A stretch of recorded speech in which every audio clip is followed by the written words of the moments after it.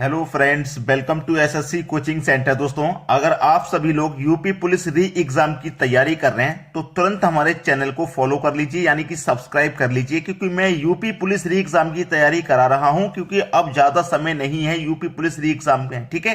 तो आप सभी लोग तैयारी कर रहे हो तो मेरी बात फिर से ध्यान रखो कि चैनल को तुरंत सब्सक्राइब कर लो अगर सब्सक्राइब नहीं किया है। और एसएससी कोचिंग सेंटर हमारा जो चैनल है आपको यूपी पुलिस री एग्जाम की तैयारी करा के देगा और वही क्वेश्चन लेकर के आएगा जो परीक्षा में पूछे हुए हैं। ये वाला क्वेश्चन भी दोस्तों परीक्षा में 2021 में आया था। तो चलिए स्टार्ट करते हैं। प्रश्न क्या कह रहा है, किसी धनराशि पर 2 वर्षों का 4% वार्षिक दर से साधारण और चक्रवृद्धि ब्याज का अंतर 1 रुपया हो तो वह धनराशि क्या है। ठीक है, चलिए इसको करने का तरीका यह है कि आपसे या तो 2 वर्ष का पूछेगा अंतर या फिर 3 वर्ष का। ठीक है, यहां पे साधारण ब्याज और चक्रवृद्धि ब्याज का अंतर वाला क्वेश्चन है। तो ये अंतर वाला क्वेश्चन या तो 2 वर्ष का रहेगा या 3 वर्ष का रहेगा, यही आता है। तो 2 वर्ष के लिए मैं यहां पे लिख दे रहा हूं, आप नोट कर लीजिएगा। 2 वर्ष के लिए क्या फॉर्मूला रहता है, डिफरेंस, अंतर मतलब डिफरेंस बराबर पी आर का स्क्वायर बटे में 100 का स्क्वायर। ठीक है, ये आप नोट कर लीजिएगा 2 वर्ष के लिए। अब डिफरेंस तो आपको पहले से ही दिया गया है 1 रुपये का। ठीक है, प्रिंसिपल हमको पता नहीं है, वही निकालना है कि धनराशि क्या है, इंटू आर। आर मतलब रेट, रेट का क्या करना है में स्क्वायर। तो आर हमारा 4 है, 4 का स्क्वायर कर देंगे 16 हो जाएगा। और बटे में क्या करना है 100 का स्क्वायर, 100 का स्क्वायर मतलब 10,000 हो जाएगा। ठीक है, चलो अब देखो 10,000 का मल्टीप्लाई ये 1 से होगा तो इधर आपका ये 10,000 आ जाएगा बराबर ये क्या रहेगा, P गुने 16 रहेगा, यही तो है। अब देखो 16 से इसको हम कटाएंगे क्योंकि बराबर है, आमने सामने कट जाता है। तो 16 से मैं इसे कटाऊंगा, कितनी बार में कटेगा, 16 पंजे 80, 16 छिक्के 96, 16 छिक्के 96, 100 में से 96 तक कट गया, 4 बचेगा 40। ठीक है, 16 दुने का 32, 8 बचेगा 80, 16 पंजे 80, कट गया ना 625 बार में। तो प्रिंसिपल हमारा कितना आ गया भाई, 625 रुपया आ गया, 625, जो कि हमारे बी ऑप्शन में दिया गया है। क्लियर है सभी को, आसानी से बना लिया। कैसे बना लिया, क्योंकि हमें यह फॉर्मूला इसका मालूम था, इसलिए आप भी आसानी से बना लोगे जब आप इसे याद कर लोगे। अब देखते हैं अगला प्रश्न। अगला प्रश्न है, राज की एक कार की कीमत 1,50,000 रुपए है। राज ने 5% लाभ पर दिलीप को बेच दिया। देखो राज की एक कार की कीमत कितनी है, 1,50,000। ठीक है, 1,50,000, उसने 5% लाभ पर दिलीप को बेच दिया है। तो ये तो अपने आप में 100% है ना भाई, ये अपने आप में क्या मान है, 100% है। अब 100% की चीज को आप 5% के लाभ पे बेचोगे, मतलब 105 में बेचोगे। ठीक है, परसेंट का मतलब बटे में 100, 105 मतलब 5% के लाभ का मतलब हुआ 105 में उसने बेच दी दिलीप को। फिर क्या हुआ, दिलीप ने 2% की हानि पर पुनः राज को बेच दी। भाई दिलीप ने क्या काम किया, उसको शायद इसको खरीदने में फायदा ना दिखा। ठीक है, पता नहीं उसने क्यों 2% की हानि से फिर से वापस राज को ही बेच दी। तो देखिए आपको मैं बता दूं, ये अपने आप में 100% मान था। 5% के लाभ का मतलब 105 में उसने बेच दी। अब दिलीप ने खरीदी तो ये उसके लिए कॉस्ट प्राइस हो गया कि नहीं हो गया, दिलीप ने इतने में खरीदी है तो उसका ये कॉस्ट प्राइस हो गया और ये 2% की हानि में बेच रहा है। अब उसका ये 100% था, अब 2% की हानि बेचेगा मतलब 98 में बेचेगा। ठीक है, भाई 100 की चीज को 2% नुकसान में बेचेगा मतलब 98% में बेचेगा, परसेंट का मतलब बटे में 100। अब इसको आप हल कर लीजिए, बस आंसर आ जाएगा। ठीक है, चलो 2 जीरो से ये 2 जीरो कट जाएंगे और ये 2 जीरो से आपके ये 2 जीरो कट जाएंगे। ठीक है, अब इसी को हल कर लीजिए, बस हो गया आपके प्रश्न का आंसर। चलिए अब यहां पे क्या करेंगे हम, 15 का 105 का मल्टीप्लाई और ये 98 का मल्टीप्लाई यहां पे दिया गया है, इसको हम हल कर लेते हैं। चलिए पहले हम क्या करेंगे, इन दोनों का मल्टीप्लाई करेंगे, इन दोनों का हम मल्टीप्लाई करेंगे, इन दोनों का मल्टीप्लाई कर लेते हैं। 105 इंटू 98। ठीक है, इन दोनों का मल्टीप्लाई करेंगे तो 8 पंजे 40 का 0, कैरी का 4 रहेगा, 8 का 0 मल्टीप्लाई 0 रहेगा, 4 आ जाएगा, 8 एकम 8, 9 पंजे 45 का 5, कैरी का 4, 9 का 0 में 0 करेंगे तो कैरी का जो 4 था वही आ जाएगा, 9 एकम 9। ठीक है, 0 4 5 9 8 4 12 ये 10, इतना आ गया। मल्टीप्लाई करने के बाद इनका मल्टीप्लाई हमने कर लिया, इतना आ गया। ठीक है, इन दोनों का मल्टीप्लाई आ गया ये। अब मल्टीप्लाई कितने से होना है, 15 से होना है, तो इसका मल्टीप्लाई अब हम 15 से कर देते हैं। 15 का 0 में करेंगे 0, 15 का 9 से करेंगे 15 में 135, 135 का 5, कैरी का 13। भाई 135 का 5 आ गया तो कैरी का 13 बचा ना, तो 15 दूने का 30, 30 में जोड़ देंगे 13, 43, 43 का 3, कैरी का 4। 15 का 0 में करेंगे तो 0 हो जाएगा, जो 4 था कैरी का वही आ जाएगा, 15 एकम 15। ये कीमत इसकी निकल के आ रही है। ठीक है, 1,54,350।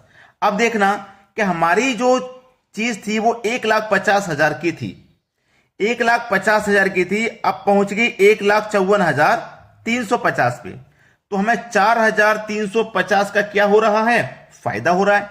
भाई राज को कुल क्या हो रहा है, लाभ हो रही है या हानि, राज को तो फायदा हो रहा है। राज की कार की कीमत 1,50,000 थी, अब उसकी कीमत हो गई 1,54,350, तो उसे 4,350 का फायदा हुआ कि नहीं हुआ। बस उसने पूछा था कि राज को कुल लाभ या हानि हुई, राज को लाभ हुआ है इतने प्रश्न का, इतने रुपए का, 4,350 रुपए का राज को लाभ हुआ है। तो यह प्रश्न आपकी समझ में अच्छे से आ गया। चलिए अब देखते हैं अगला क्वेश्चन।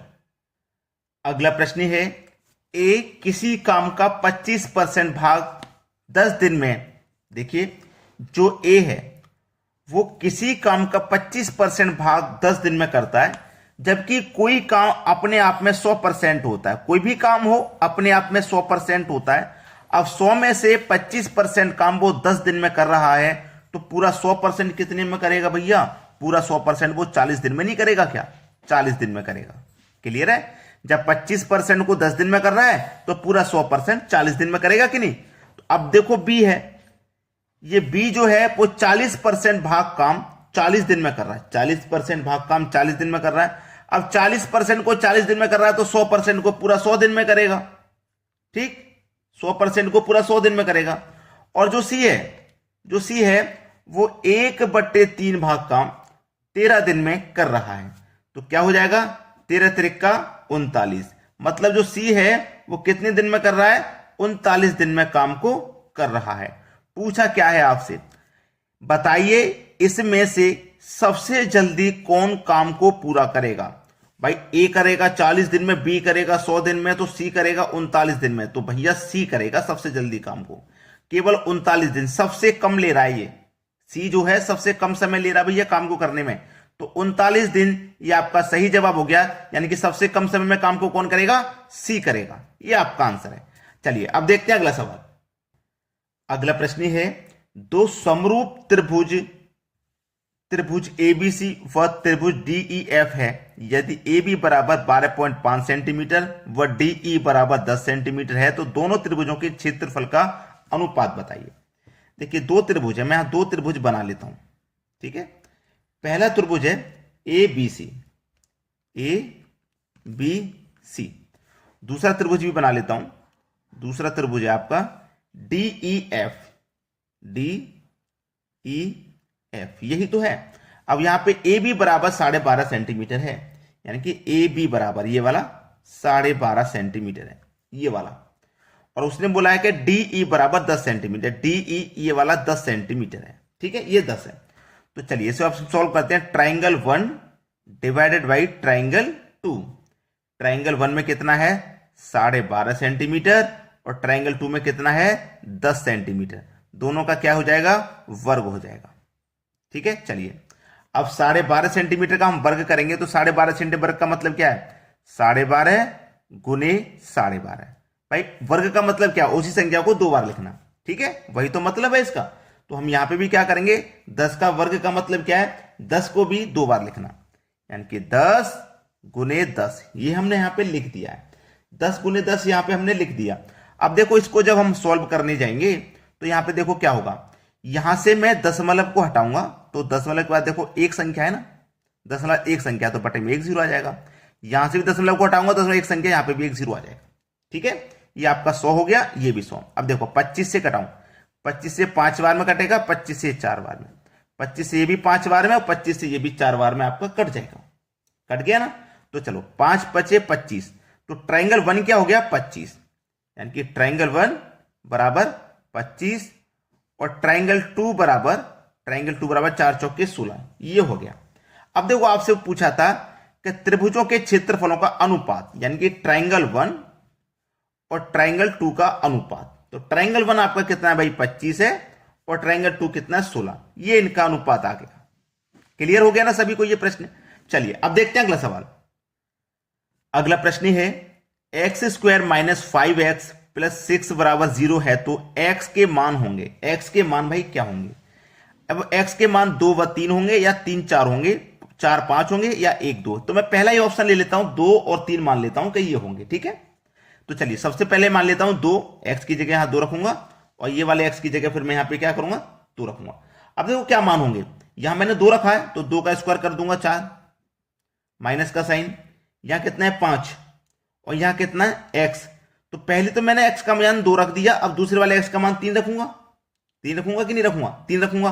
तो यहां पे मैं 5 का मल्टीप्लाई 3 से कर देता हूं तो 5 3 का 15 प्लस का 6 बराबर 0।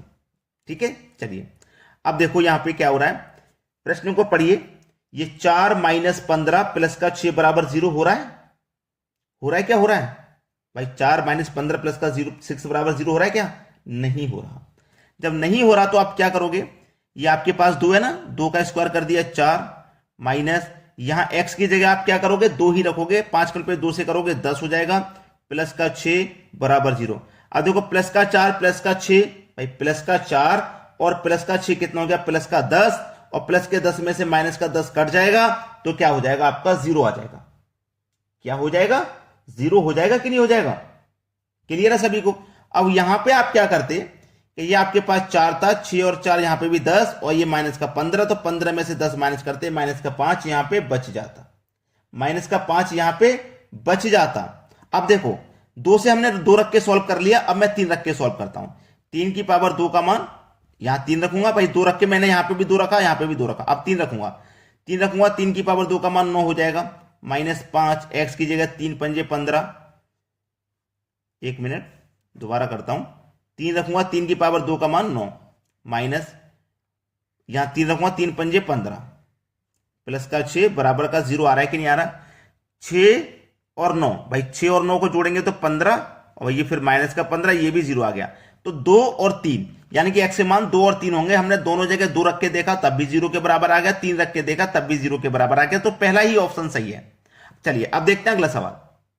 अगला प्रश्न है साइन ए प्लस बी बराबर √3/2 व कॉस ए माइनस बी बराबर √3/2 हो तो ए व बी का मान बताइए जबकि थीटा न्यून कोण है। देखो साइन 60 डिग्री बराबर √3/2 होता है, यानी कि आपके पास साइन √3/2 है ना, उसका मान कितना होता है 60 डिग्री, और जो कॉस आपके पास दिया गया है, कॉस जो दिया गया √3/2 उसका मान होता है आपका 30 डिग्री।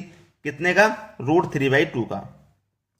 अब आपके पास सीधा सीधा क्या पूछा है, ए व बी के मान पूछ रहा है क्या होंगे। ठीक है, तो साइन ए प्लस बी बराबर आपका कितना है 60। देखो ए प्लस बी बराबर कितना है 60, इसका मान 60 होता है, और ए माइनस बी बराबर कितना है, ए माइनस बी बराबर √3/2 का मान कितना होता है 30 होता है। ठीक है, चलिए ये प्लस का बी माइनस का बी कटेगा, ए और 8 2a हो गया, 30 और 60 90 हो गया, 2 से घटा देंगे 90 को 45 बार में कट जाएगा, a का मान 45। जब a का मान 45 है तो b का मान कितना होगा 15 होगा भाई, 45 और 15 को जोड़ेंगे तभी तो 60 हो जाएगा, तो a का मान 45 तो b का मान 15 हो गया। ये बात तो क्लियर हो गई। आपसे a और b के मान पूछे थे तो a और b के मान क्लियर हो गए, a का मान आपका 45 है और b का मान 15 है। ये हो गया आपका आंसर। तो आपने लाइक नहीं किया होगा वीडियो अभी तक तो लाइक कर दीजिएगा, और शेयर नहीं किया होगा तो शेयर भी कर दीजिएगा। ठीक है दोस्तों, धन्यवाद।